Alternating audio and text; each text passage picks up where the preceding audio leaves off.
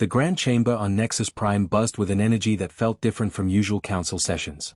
For 300 years, the 12 species that made up the Galactic Council had enjoyed relative peace, and their meeting hall reflected this comfortable stability.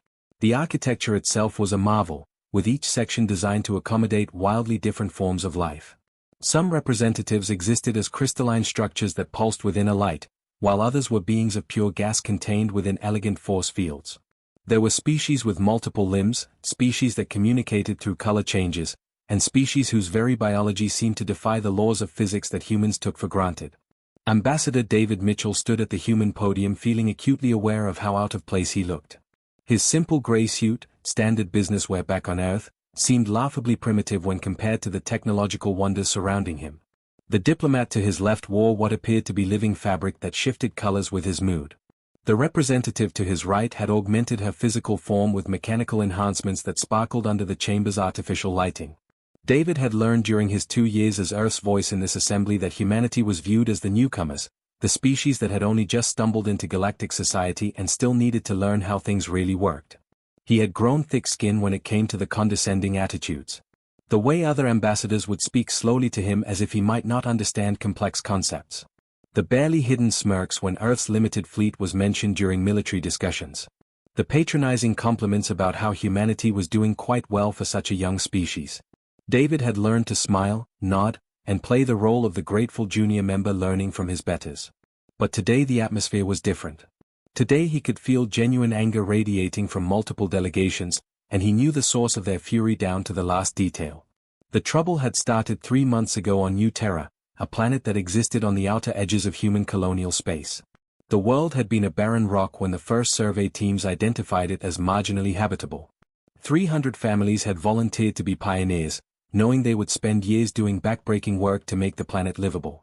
They had drilled wells, established atmosphere processes, created soil from rock dust and organic matter, and slowly transformed a dead world into something that could support human life. 5 years of their lives had gone into this project. 5 years of sacrifice and hard work that had finally started paying off when the first crops grew in New Terra's engineered soil. Then the Vrex enforcers had arrived with their legal documents and their weapons. The Vrex Dominion had filed a territorial claim on New Terra, citing ancient survey data that predated human settlement by 50 years. Never mind that they had done nothing with the planet in all that time. Never mind that the human colonists had valid permits issued by the Council's own Colonial Administration Office. The Vrex claimed the world was theirs by right of first discovery, and they expected the humans to simply pack up and leave within 48 hours. The colonists had other ideas. These were people who had poured everything they had into making New Terra work. They had buried family members in that soil, people who had died during the harsh early years of settlement. They had built homes and schools and community centers with their own hands. When the Vrex enforcers arrived expecting easy compliance, they found 300 families who had decided that they would rather fight than surrender what they had built. The colonists had converted mining equipment into improvised weapons. They had manufactured explosives from materials meant for clearing rock. They had set ambushes and fought with a desperation that the Vrex had never encountered before. The trouble had started 3 months ago on New Terra, a planet that existed on the outer edges of human colonial space. The world had been a barren rock when the first survey teams identified it as marginally habitable. 300 families had volunteered to be pioneers, knowing they would spend years doing backbreaking work to make the planet livable. They had drilled wells, established atmosphere processes, created soil from rock dust and organic matter, and slowly transformed a dead world into something that could support human life. 5 years of their lives had gone into this project. 5 years of sacrifice and hard work that had finally started paying off when the first crops grew in New Terra's engineered soil. Then the Vrex enforcers had arrived with their legal documents and their weapons. The Vrex Dominion had filed a territorial claim on New Terra, citing ancient survey data that predated human settlement by 50 years. Never mind that they had done nothing with the planet in all that time. Never mind that the human colonists had valid permits issued by the Council's own Colonial Administration Office. The Vrex claimed the world was theirs by right of first discovery, and they expected the humans to simply pack up and leave within 48 hours. The colonists had other ideas. These were people who had poured everything they had into making New Terra work. They had buried family members in that soil, people who had died during the harsh early years of settlement. They had built homes and schools and community centers with their own hands.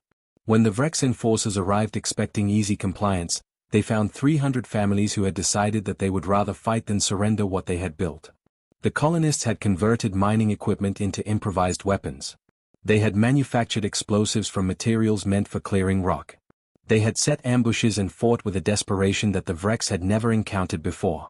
The brief conflict had ended with 3 Vrex warriors dead and the colonists subdued by overwhelming numbers, but the damage to galactic order had been done. Humans, the newest and supposedly most primitive species in the Council, had actually killed members of the Vrex Dominion, one of the founding powers of galactic civilization. To make matters worse from the Council's perspective, the human colonists had shown no remorse. When captured, they had simply stated that they were defending their homes and would do it again if given the chance. Ambassador Kresh of the Vrex Dominion now rose from his designated section of the chamber. He was an impressive sight, standing nearly 3 meters tall with scales that gleamed like polished armor. His species had been exploring space for over 2,000 years and had fought in the founding wars that established the Council.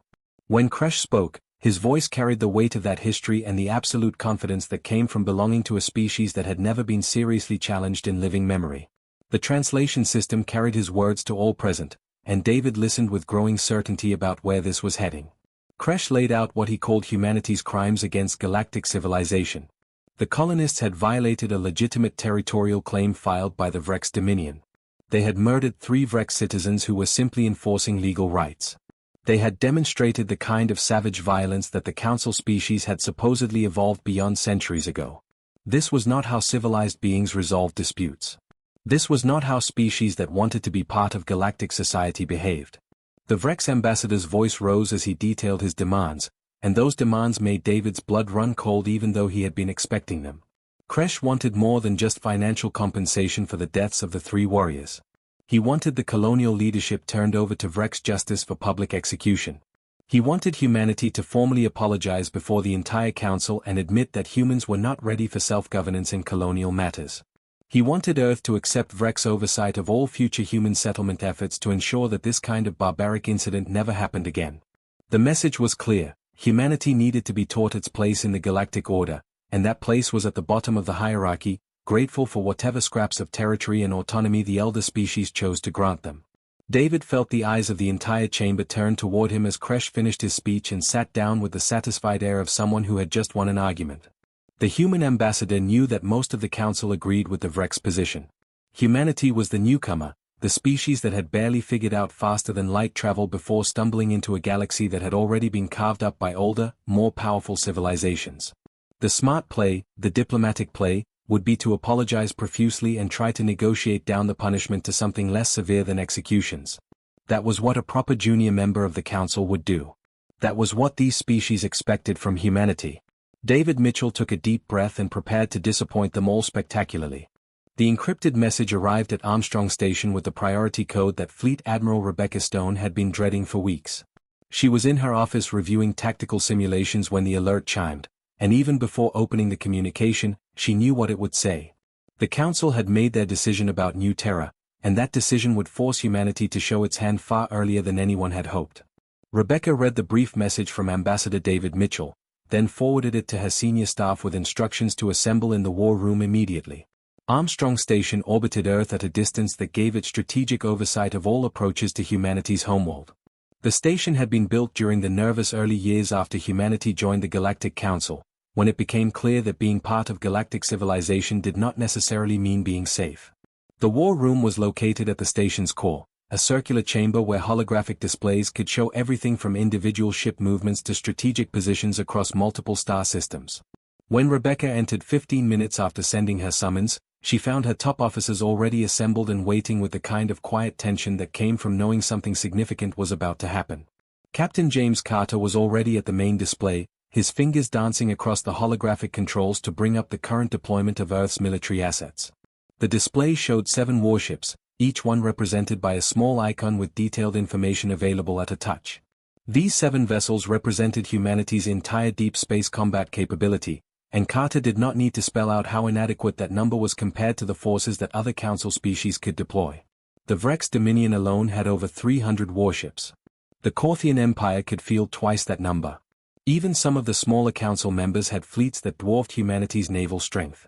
Rebecca moved to stand beside the display and expanded the view to show the Hector system, a neutral staging area that the Vrex traditionally used for assembling battle groups before major operations.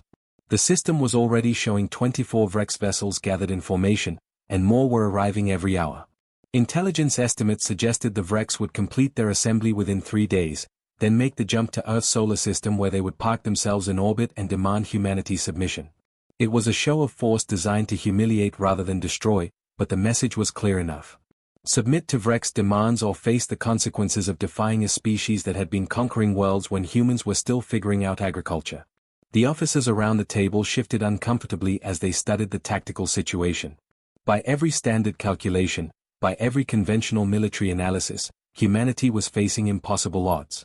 7 ships against 24, and that was assuming Earth committed every vessel it had to this fight. The smart move would be to negotiate, to find some compromise that saved face while accepting the basic reality of human weakness compared to the established galactic powers. Several of the officers present had already drafted proposals for exactly that kind of diplomatic solution. Rebecca knew this because she had read those proposals and understood the logic behind them. She also knew that humanity was not going to follow that path. Rebecca manipulated the display to focus on a single ship currently docked at Lunar Shipyard 3. The UNSC Retribution did not look like the warships that other species built. Where the Vrex favored sleek designs with smooth hulls and symmetrical weapon placements that looked impressive in propaganda footage, the Retribution looked like it had been designed by engineers who cared only about function. The hull was covered in overlapping plates of reactive armor that gave it a rough, almost scaly appearance. Weapon systems protruded at odd angles, positioned for overlapping fields of fire rather than aesthetic balance. The engines were oversized, taking up nearly a third of the ship's total mass, giving it acceleration capabilities that would make most alien species uncomfortable just thinking about the G-forces involved. The ship measured 800 meters from bow to stern, which made it smaller than the kilometer-long dreadnoughts that species like the Vrex preferred. But every cubic meter of the Retribution had been designed with brutal efficiency in mind. The vessel carried a crew of 4,000, which seemed excessive for a ship its size until you understood the human approach to space combat. 600 of those crew members were not ship operators or technicians but Marines, soldiers trained specifically for boarding enemy vessels and fighting in the cramped corridors and compartments of hostile ships. This was a concept that the Council species had abandoned centuries ago as too barbaric, too messy, too personal for the kind of sanitized warfare they preferred. Rebecca began the briefing that would determine humanity's future in galactic politics. She laid out the operational plan in clear terms that left no room for misunderstanding. The Retribution would not wait for the Vrex battle group to complete their journey to Earth. It would not attempt to mount a defensive operation in human space. It would not engage in diplomatic negotiations or attempts at compromise. Instead, the Retribution would make an immediate jump to the Hector system and engage the Vrex battle group while they were still assembling, before they had completed their preparations and achieved full operational readiness. The goal was not merely to defeat the Vrex but to do so in a manner so decisive and so shocking that every species in the Council would have to re-evaluate their assumptions about human military capability. Captain Thomas Wright, who would be commanding the Retribution for this operation, raised the concern that everyone in the room was thinking about but had been reluctant to voice. The mathematics were brutal and unavoidable. 24 Vrex ships against 1 human vessel, even accounting for the technological advantages that the Retribution possessed. There were limits to what innovation and superior tactics could achieve when facing such overwhelming numerical superiority. The Vrex were not incompetent or careless.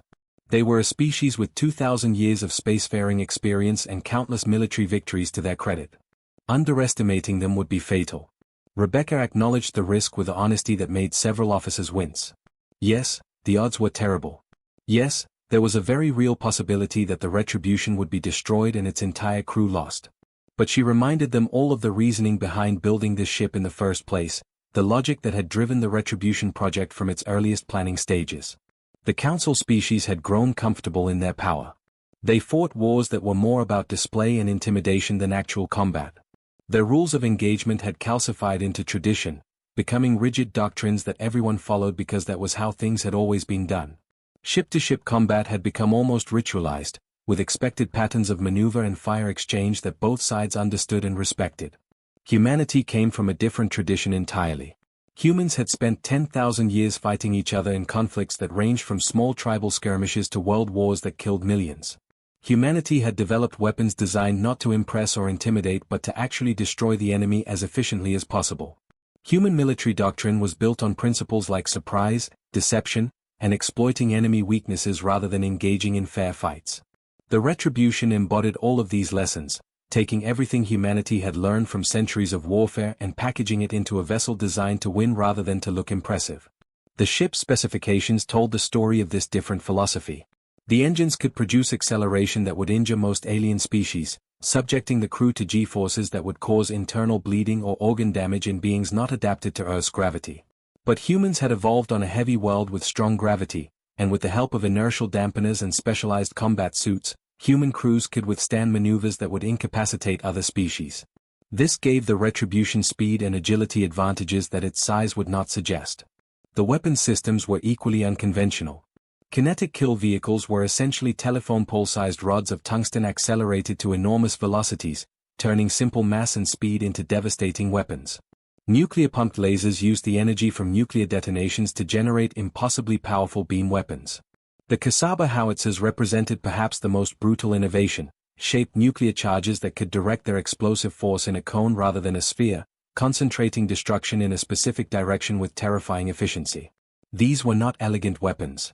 They were tools designed for one purpose: destroying enemy vessels as quickly and completely as possible. Rebecca finished the briefing by emphasizing what this mission truly represented. If the Retribution succeeded, humanity would announce itself as a military power that demanded respect rather than a junior member grateful for any scraps of territory the Council chose to grant. If it failed, Earth would likely face occupation and humanity's dreams of independence would die.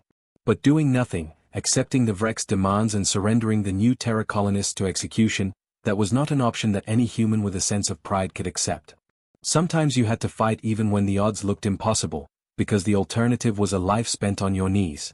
The Hector system had served as a Vrek staging area for over 500 years, a neutral zone where battle groups could assemble before deploying to wherever the Dominion needed to project its power. Admiral Kresh stood on the bridge of his flagship, the Glorious Purpose, watching through the viewscreen as the last few vessels took their assigned positions in the formation. 24 ships now hung in the void, arranged in perfect concentric spheres, each vessel positioned with mathematical precision to create overlapping shield coverage and interlocking fields of fire. This formation had been refined over centuries of Vrek's military tradition, and it represented everything the Dominion understood about proper naval warfare. The formation was not just tactically sound but visually magnificent, the kind of display that reminded everyone who saw it why the Vreks were considered one of the galaxy's great military powers. Each ship maintained exact spacing from its neighbors, and their shields created a shimmering web of energy that pulsed with synchronized rhythm. Admiral Kresh had commanded formations like this dozens of times during his long career, and he felt the familiar satisfaction that came from seeing military perfection executed flawlessly. This mission to Earth would be simple and straightforward. The humans would see this assembled might, understand the futility of resistance, and submit to Vrek's demands. There might not even need to be any actual fighting, which suited Kresh fine since he preferred victories that came from intimidation rather than bloodshed. The bridge crew worked through their pre-departure checklists with practiced efficiency. Engineers verified that all systems were operating at optimal levels. Navigation officers calculated the hyperspace jump coordinates that would take them to Earth's solar system. Communication specialists confirmed that all 24 vessels maintained perfect network connectivity. Everything was proceeding exactly according to plan, exactly as it had during countless previous deployments. Kresh allowed himself to think about the commendations he would receive after this mission, perhaps even elevation to the High Command Council if he handled the human submission with appropriate dignity and restraint. Then the sensor alarm shattered the bridge's calm atmosphere with a harsh electronic wail that made several officers jump in surprise. The sensor officer's voice carried confusion and disbelief as he reported a single contact emerging from hyperspace at the edge of the system. A ship had just dropped out of faster-than-light travel approximately 2 million kilometers from the Vrek's formation, and the energy signature identified it as human in origin. Kresh felt a moment of puzzlement followed by what he thought might be amusement. Had the humans actually sent a ship here? Were they attempting some kind of last-minute negotiation?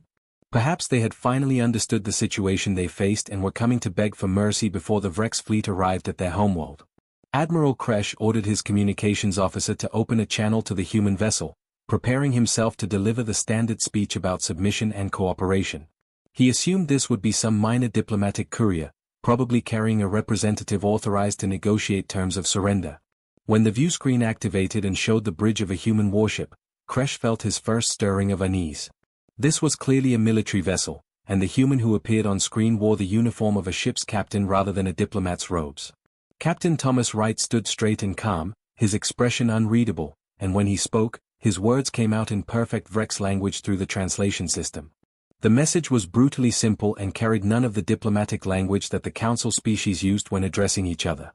Wright stated that the Vrex had threatened Earth with military action. He declared that this battle group represented an act of war against humanity. And then he said something that made Kresh certain there had been some error in translation, because surely no rational being would make such a statement. Wright informed the Admiral that none of the Vrex ships would be leaving this system. Before Kresh could formulate a response or even fully process what he had just heard, the human captain cut the communication link.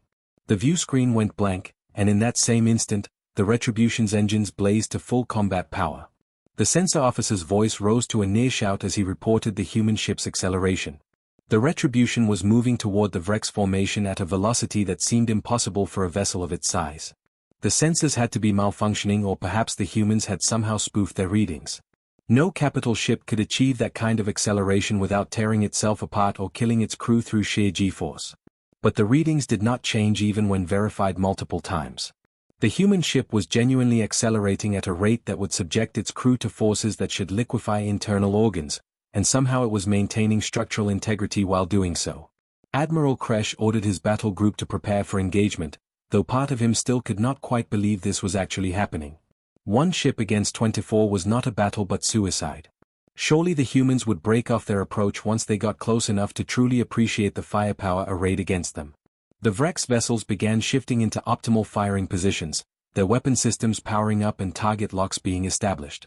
The formation tightened slightly as captains followed their training, drawing together to maximize their overlapping shields and create the impenetrable defensive sphere that was the cornerstone of Vrex naval doctrine. What happened next would be studied and analyzed by every military force in the galaxy for years to come. The Retribution did not slow down as it approached the Vrex formation. It did not attempt to establish a safe standoff distance for long-range engagement. It did not broadcast any further communications or warnings. Instead, the human ship came screaming toward the Vrex defensive sphere at an angle that made no tactical sense according to any doctrine that Admiral Kresh understood. The ship was not approaching from a position that would allow it to engage the formation effectively. It was coming in at a vector that would take it directly through the defensive sphere, as if the human captain intended to somehow fight his way through 24 warships and emerge on the other side. The first wave of human weapons fire came as a complete shock to everyone on the Glorious Purposes bridge. The Vrex had expected energy weapons, particle beams, or plasma cannons like every other species used for ship-to-ship combat. Instead, the Retribution launched what appeared to be solid projectiles, massive rods of metal that accelerated to incredible velocities before slamming into the Vrex formation. These kinetic kill vehicles hit with the force of small asteroids, and while the Vrex shields absorbed most of the impact, the sheer violence of the strikes forced ships to maneuver away from their assigned positions. The perfect geometric formation began to distort as captains reacted instinctively to avoid the incoming projectiles. Before Admiral Kresh could issue orders to reform the defensive sphere, the Retribution deployed its second surprise. Hundreds of small objects burst from the human ship's hull and spread through the space between Vrex vessels like a swarm of metallic insects. The sensor officer reported that these objects were broadcasting across multiple frequencies, filling the communication channels with noise and creating false contacts that made it nearly impossible to track actual ship movements. Electronic warfare drones, the human called them, and their effect was devastating. Suddenly the 24 ships of the Vrex battle group found themselves isolated from each other, unable to coordinate their movements or share targeting data. Each vessel was fighting alone despite being surrounded by allies. The Retribution tore into the disrupted formation like a predator attacking a scattered herd. The ship moved with impossible agility, its engines flaring and pivoting in ways that violated everything the Vrex understood about capital ship maneuvering. It would accelerate hard in one direction, then flip its orientation and burn in the opposite direction, changing vectors so rapidly that Vrex targeting systems could not keep up. When the human ship did come within range of Vrex weapons and took hits, the damage seemed far less severe than it should have been. The Retribution's hull was covered in some kind of reactive armor that exploded outward when struck, deflecting energy blasts that should have penetrated deep into the ship's interior. Then came the nuclear-pumped lasers, weapons that used the energy from atomic detonations to generate beam weapons of terrible power. These were not the clean, efficient energy weapons that other species used but something far more brutal and primitive. Yet their effectiveness could not be denied. The concentrated beams punched through Vrek's shields like they were made of paper, overwhelming the defensive systems through sheer destructive power rather than any kind of elegant technology. The glorious purpose took 3 direct hits in rapid succession, and damage reports began flooding Admiral Kresh's command station as sections of his flagship vented atmosphere and systems failed throughout the vessel. The armored boots of Sergeant Lisa Martinez echoed through the corridor of the glorious purpose as she made her way to the bridge with her squad following in tactical formation behind her. The boarding action had gone exactly as planned, which was a testament to the countless hours spent training in mock-ups that replicated Vrek's ship layouts down to the smallest detail. Human intelligence had been gathering information on Council military vessels for years, building detailed models and conducting simulations until every Marine knew these ships as well as they knew their own barracks. When the breach pods punched through the flagship's hull in 12 different locations, the Marines inside knew exactly where they were going and what they would find. The fighting through the ship's interior had been brief and one-sided in a way that shocked the Vrek's crew. These aliens were skilled at operating their stations and brave enough in their own fashion, but they had not trained for close-quarters combat in generations. Their species had evolved past what they considered the barbaric practice of boarding enemy vessels, preferring the clean distance of ship-to-ship weapons fire. The corridors of their flagship reflected this philosophy, wide and open with high ceilings designed more for comfort and ceremony than defense. There were no blast doors or defensive positions, no armories positioned at strategic intervals, no protocols for internal security beyond basic crowd control. The human Marines had exploited these weaknesses with ruthless efficiency. They moved in coordinated squads using tactics developed over centuries of urban warfare on Earth. When they encountered resistance, they used suppressive fire to pin down the Vrek's crew while other squad members maneuvered for better positions. They employed flashbang grenades that produced blinding light and deafening noise, disorienting the Vreks who had no experience with such weapons. They used tear gas that caused the aliens' respiratory systems to spasm and their eyes to water uncontrollably. These were primitive weapons by galactic standards, chemical and kinetic devices that seemed almost medieval compared to the energy weapons other species favored. But primitive did not mean ineffective, and the Vreks discovered this distinction far too late. Within 20 minutes of the initial breach, the Marines had captured every critical section of the flagship. Engineering was secured first, preventing the Vreks from scuttling their own ship or overloading the reactors. Life support came next, giving the humans control over atmosphere and gravity throughout the vessel. Finally came the bridge itself, the command center where Admiral Kresh had watched his perfect formation disintegrate into chaos and defeat. Sergeant Martinez was the first through the door when the breaching charge blew the entrance open, and she moved with practiced precision to secure the room while her squad covered every angle.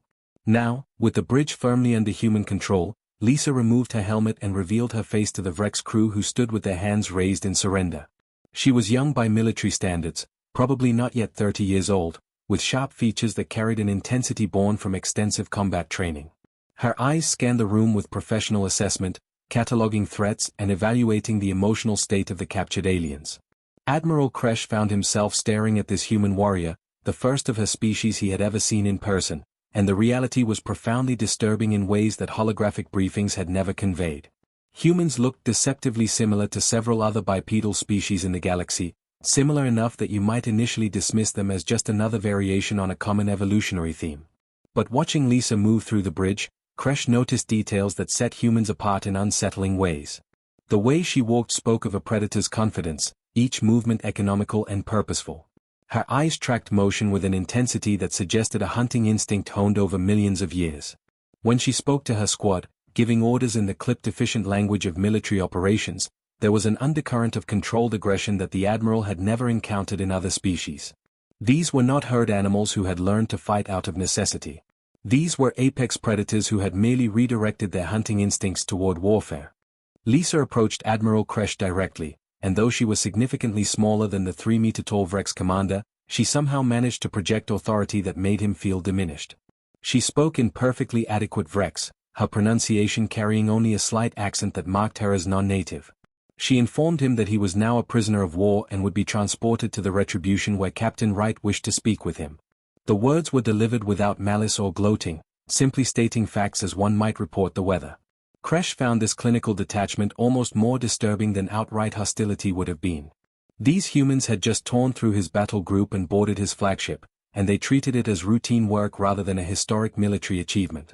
The transfer pod that carried Kresh from the Glorious Purpose to the Retribution provided viewports that gave him an unwanted but comprehensive view of what had become of his battle group. 3 Vrex cruisers floated as expanding clouds of debris, their hulls torn open by weapons that seemed designed specifically to maximize destruction rather than achieve clean kills. The remaining 21 vessels sat motionless in space with their weapon systems powered down and their shields collapsed. Each one had been given the same choice, surrender or face destruction, and most had chosen survival over pride. Kresh could see human boarding pods attached to several of the vessels like mechanical parasites, no doubt depositing marine teams to ensure compliance and prevent any desperate last stands. This was not how civilized species conducted warfare. The rules of engagement that the Council had followed for centuries emphasized minimizing casualties and preserving ships when possible. Battles were supposed to be demonstrations of capability that allowed the weaker side to surrender with dignity intact. What the humans had done here was something else entirely, something brutal and final that left no room for face-saving gestures or honorable defeat. They had come to win absolutely, and they had achieved that goal with terrifying efficiency. The briefing room aboard the Retribution was surprisingly austere compared to the ornate spaces that Admiral Kresh was accustomed to on Vrex vessels. The walls were bare metal with exposed conduits and support structures, purely functional with no consideration for aesthetics or comfort. Captain Thomas Wright stood waiting beside a large tactical display, and Kresh immediately noticed the difference between this officer and the young sergeant who had captured him. Wright was older, probably in his 50s by human reckoning, with gray hair and a face lined by years of service. His eyes carried a different quality than the sergeant's predatory focus, something more analytical and professorial. When he gestured for Kresh to sit, the motion was almost courteous despite the circumstances. What happened next was perhaps the most unsettling part of the entire experience. Wright did not gloat about his victory or make demands for surrender terms. Instead, he began teaching Admiral Kresh about warfare from a human perspective. The tactical display illuminated with a detailed recreation of the engagement, showing the positions of all 24 Vrex ships and the single human vessel that had destroyed their formation. Wright manipulated the display with practiced ease, zooming in on specific moments and explaining the reasoning behind each human decision. He started with the Vrex formation itself, that beautiful geometric arrangement that Kresh had been so proud of just hours earlier. Wright explained that while the formation looked impressive and provided excellent overlapping shield coverage, it also created completely predictable patterns. Every ship maintained exact spacing from its neighbors, which meant that an attacker could calculate precise positions without needing active sensors. The formation symmetry made it beautiful but also rigid, unable to adapt quickly when disrupted. It was designed for fighting an enemy who would respect its integrity and engage according to established doctrine rather than tear through it like the Retribution had done. Wright walked through the kinetic strike phase of the attack, showing how each tungsten rod had been aimed not at ship hulls but at positions calculated to force maximum disruption with minimum actual damage. The goal had not been to destroy vessels but to make them break formation, to scatter that perfect geometric arrangement and force individual captains to react independently. Human military doctrine emphasized creating chaos in enemy formations because chaos prevented coordination, and without coordination, numerical superiority became far less significant. The electronic warfare drones received particular attention in Wright's lecture. He explained that the Vrex battle group had relied on continuous communication between vessels to coordinate their defensive fire and maintain formation integrity. By jamming those communications and creating false sensor contacts, the humans had effectively isolated each Vrex ship despite them being physically close together. It was like being in a crowd where you could see people all around you but could not talk to them or coordinate actions. Each captain had been forced to fight individually, making decisions based on incomplete information while the Retribution maintained perfect awareness of the tactical situation through systems designed to operate in contested electromagnetic environments. The emergency session of the Galactic Council began under circumstances that no living representative had ever experienced before. 3 days had passed since the Battle of Hector's system, 3 days during which sensor recordings and damage assessments had been transmitted to every member species and analyzed by military experts across dozens of worlds. The Grand Chamber on Nexus Prime filled with representatives whose emotional states ranged from shock to fury to something approaching existential dread. What had happened in the Hector system was not simply a military defeat for the Vrex Dominion but a fundamental challenge to assumptions that had governed galactic civilization for centuries. The sensor data told a story that seemed almost impossible despite being verified by multiple independent sources. A single human warship had engaged a Vrex battle group of 24 vessels and emerged victorious in an engagement lasting barely 7 minutes. The Retribution had destroyed 3 Vrex cruisers outright, captured the flagship with its admiral aboard, and forced the surrender of the remaining vessels without sustaining critical damage to itself. These facts alone would have been remarkable enough to generate serious discussion, but what truly disturbed the Council members was how the victory had been achieved. The recordings showed tactics and weapons that belonged to an era the Council species believed they had evolved beyond, a time of brutal total warfare that civilized beings were supposed to have outgrown. Ambassador David Mitchell walked to the human podium for the second time in less than a week, and the atmosphere surrounding him was completely different from his previous appearance. The condescending tones were gone, replaced by wary watchfulness. The dismissive gestures and barely concealed smirks had vanished entirely. Now the representatives of 12 species watched the human diplomat with expressions that carried genuine uncertainty about how to proceed. Some looked at him with obvious fear, their body language defensive and withdrawn. Others showed what might have been respect mixed with concern, the kind of acknowledgement you give to something dangerous that commands your attention. A few displayed open hostility, but even that hostility was tempered by new wariness about what humanity might be capable of if pushed too far. The Vrex delegation occupied their section of the chamber with an air of barely contained rage. Their lead diplomat stood and demanded immediate action against humanity for what he characterized as an unprovoked attack on Vrex forces engaged in legitimate council business. He called for a coalition of species to be assembled immediately, a combined fleet that would travel to Earth and ensure that humanity could never again threaten the established galactic order. The Vrex wanted humanity crushed before they could build more warships like the Retribution, before this dangerous newcomer species could upset the careful balance of power that had maintained peace for so long. Several other species voiced support for this position, arguing that allowing humanity to go unpunished would invite chaos and encourage other minor species to challenge council authority. Other delegations proposed different approaches that reflected their own concerns and perspectives. The Ether Collective suggested quarantine, cutting off human access to the hyperspace routes that connected different regions of council space. Let humanity have their small corner of the galaxy, these representatives argued, but isolate them there so they could not spread their violent tendencies to other regions. Several species known for their cautious approach to galactic politics supported this idea, seeing it as a middle path between outright war and complete acceptance of humanity as an equal power. The debate over these various proposals consumed hours as representatives argued passionately for their preferred solutions to what everyone agreed was a serious problem requiring immediate action. Then the Corthian Empire's military analysis team presented their findings, and the chamber fell into an uncomfortable silence as the implications became clear. The Corthians were renowned throughout the galaxy for their strategic thinking and had maintained one of the most effective military forces in council space for over 1,000 years. When they spoke about military matters, other species listened with respect. Their lead analyst projected holographic displays showing detailed breakdowns of the Hector system engagement, and his conclusions painted a disturbing picture of what humanity represented as a military force. The analyst explained that human warfare was fundamentally different from council warfare because humans themselves were fundamentally different creatures. Most council species had evolutionary backgrounds as prey animals or herd creatures. Their ancestors had survived by forming large groups, by cooperating extensively, and by avoiding conflict when possible. When these species did fight, their instinct was to display strength in hopes of making actual combat unnecessary. Their military doctrines reflected this evolutionary heritage, emphasizing formations that looked impressive, weapons that could demonstrate power from safe distances, and rules of engagement that allowed both sides to preserve dignity and minimize casualties.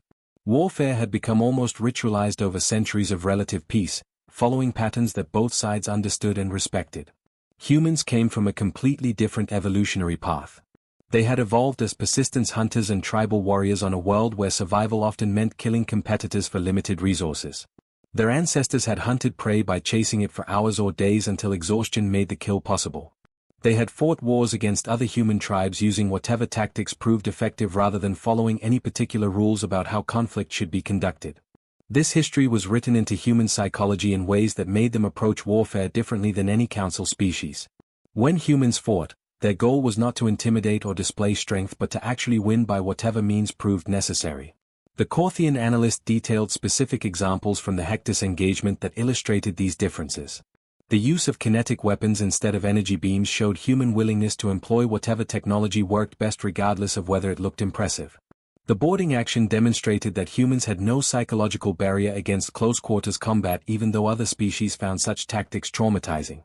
The electronic warfare tactics revealed a human understanding that disrupting enemy coordination was more valuable than engaging in straightforward combat. Perhaps most disturbing was the clinical efficiency with which human forces had transitioned from ship-to-ship combat to boarding action to prisoner management, moving through different phases of warfare without apparent psychological difficulty. The analyst concluded with an observation that made several representatives visibly uncomfortable. Humans did not seem to experience the same psychological limitations that affected other species when it came to inflicting violence on sentient beings. Most council species suffered significant trauma when forced to kill other intelligent creatures, trauma that required extensive psychological treatment and often resulted in permanent emotional damage. Humans could engage in lethal combat, achieve their objectives, and then return to normal activities without exhibiting the kind of psychological breakdown that would cripple a Vrex or Korthian soldier. This was not because humans were emotionless or cruel by nature, but because millions of years of evolution had prepared their minds to compartmentalize violence in ways that other species could not. As the Korthian presentation concluded, a new voice entered the debate. Ambassador Helen Foster of the Silicate Collective rose from her section of the chamber, and her holographic form immediately commanded attention. The Silicates were crystalline beings who communicated through light patterns and existed on timescales that made them seem almost immortal compared to other species. They had been spacefaring for over 10,000 years and had seen civilizations rise and fall across the galaxy. When a Silicate spoke in council, representatives listened because that ancient perspective often revealed insights that shorter-lived species missed. Helen's voice carried through the translation systems with a clarity that seemed to resonate in the chamber itself. She acknowledged that humanity represented something unprecedented in recent galactic history, a species whose approach to warfare seemed to come from an earlier, more violent age. But rather than viewing this as purely threatening, she suggested the Council consider what humanity might offer. She reminded the assembled representatives that Council space was not nearly as secure as official statements claimed. Pirate fleets operated in regions beyond effective Council control, raiding frontier colonies and merchant vessels. Unknown threats lurked in unexplored areas of space, occasionally emerging to cause problems that the Council's ritualized military struggled to address. Criminal organizations had grown powerful precisely because Council forces were not trained or equipped for the kind of irregular warfare needed to combat them effectively.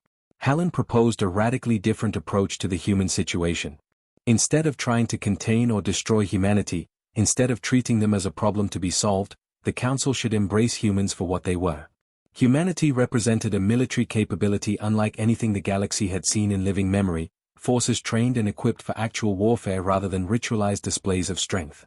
By bringing humans into the Council's military structure and allowing them to operate according to their own doctrines, the galaxy could finally address security problems that had gone unsolved for decades or even centuries. More importantly, trying to suppress or destroy humanity now would almost certainly fail and would definitely create a permanent enemy. Better to make allies of these dangerous newcomers than to drive them into isolation where they might grow stronger and more resentful. The debate that followed Helen's proposal consumed another full day as representatives struggled with the implications of what she suggested. Some species were horrified at the idea of essentially legitimizing human brutality by giving them official council sanction. Others saw the practical wisdom in her approach, recognizing that humanity was not going away and that managing their integration was preferable to perpetual conflict. Messages were flooding into the Council from across known space as word of the Hectus battle spread through civilian channels. Some frontier colonies were expressing fear that humans might turn their military might against weaker targets. Other messages carried different tones entirely, quiet inquiries from minor species and independent colonies asking if Earth might be interested in mutual defense agreements or military assistance against threats the Council had ignored.